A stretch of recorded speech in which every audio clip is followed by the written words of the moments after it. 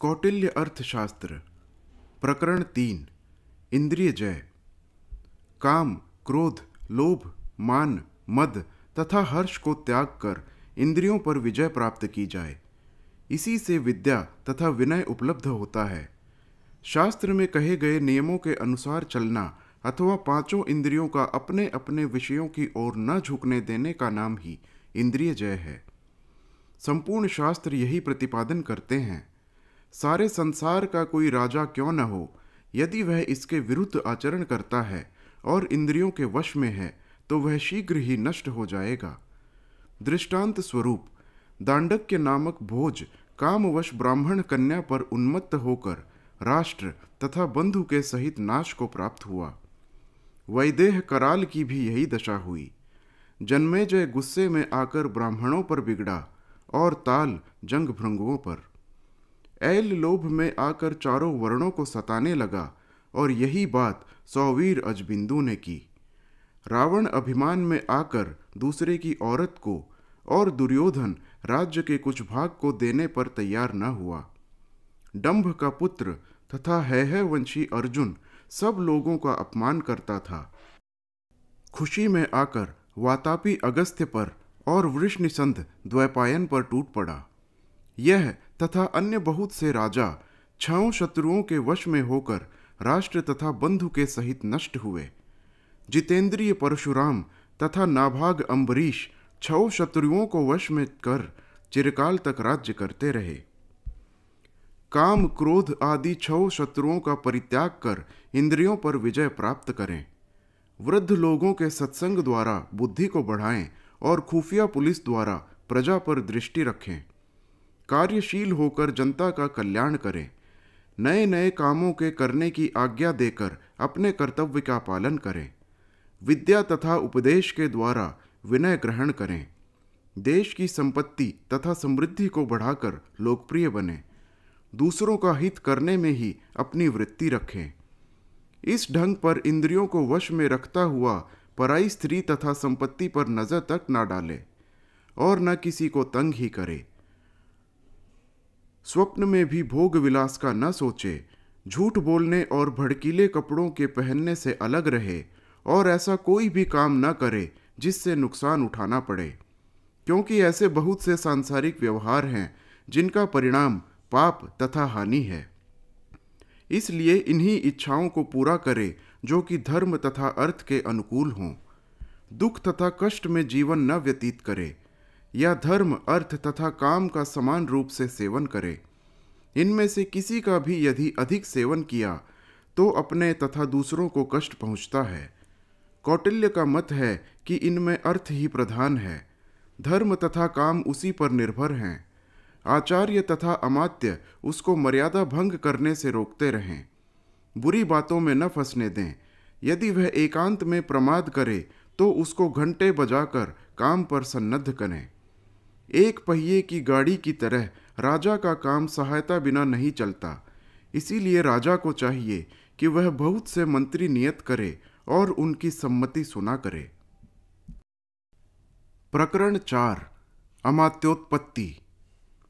भारद्वाज का मत है कि सहाध्यायियों को ही अमात्य बनाया जाए, क्योंकि उनकी विश्वास पात्रता तथा सामर्थ्य का राजा को पहले से ही अनुभव होता है।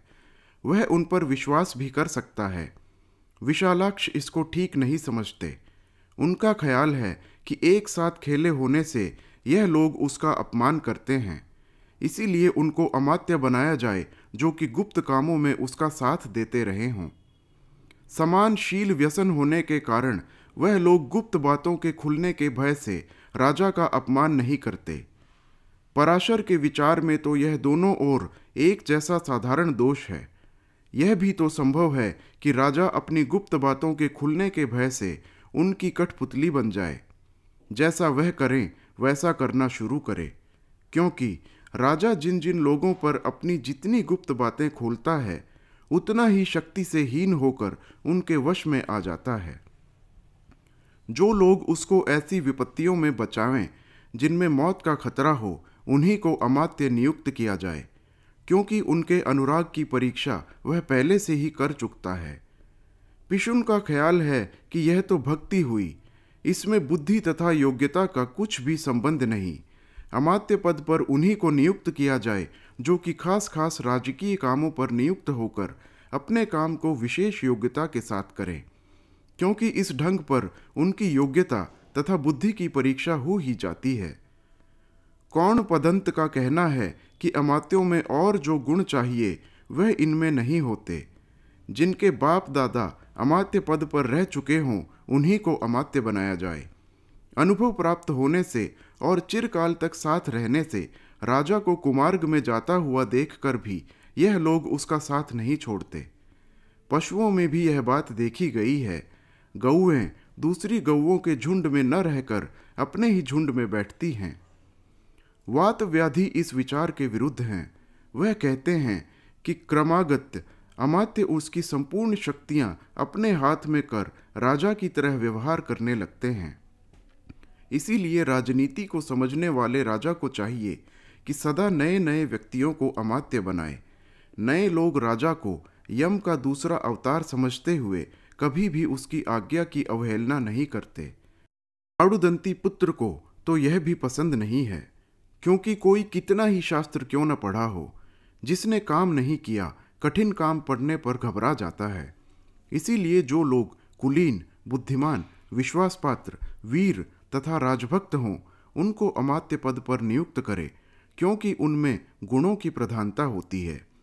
कौटिल्य की सम्मति में तो सब बातों में यही ठीक है। कार्य से ही पुरुष की शक्ति प्रतीत होती है।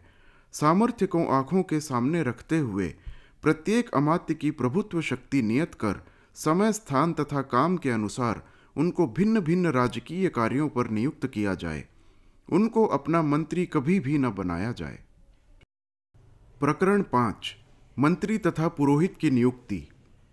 एक अमात्य के लिए आवश्यक है कि वह स्वदेशोत्पन्न, कुलीन, समृद्ध, शिक्षित, दूरदर्शी, विवेकपूर्ण, स्मृतिवान, चतुर, वाक्पटु, गंभीर, प्रगल्भ, समझदार, उत्साही, प्रभावशाली, सहिष्णु, पवित्र, मित्रता के योग्य, दृढ़ भक्ति, सुशील, समर्थ, स्वस्थ, गौरवयुक्त, अप्रमादी, अचपल, सर्वप्रिय तथा किसी को भी अपना शत्रु बनाने वाला न हो।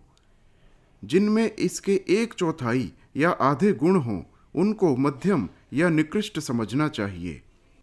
राजा को चाहिए कि वह प्रामाणिक सत्यवादी आप्त लोगों से उनके निवास स्थान तथा आर्थिक स्थिति का, समान विद्या वालों से उनकी योग्यता तथा शास्त्र प्रवेश का, नए नए कामों से उनकी बुद्धि, स्मृति तथा चतुरता का, व्याख्यान से उनकी वाक्पटुता, बुद्धि तथा प्रतिभा का, आपत्तियों से उनके उत्साह, प्रभाव तथा क्लेश सहिष्णुता का, व्यवहार से उनकी पवित्रता, मित्रता तथा दृढ़ भक्ति का, पड़ोसियों से उनके शील, बल, स्वास्थ्य, गौरव, अप्रमाद तथा अचापल्य का, और स्वयं उनकी मीठी वाणी तथा प्रीति का ज्ञान प्राप्त करे।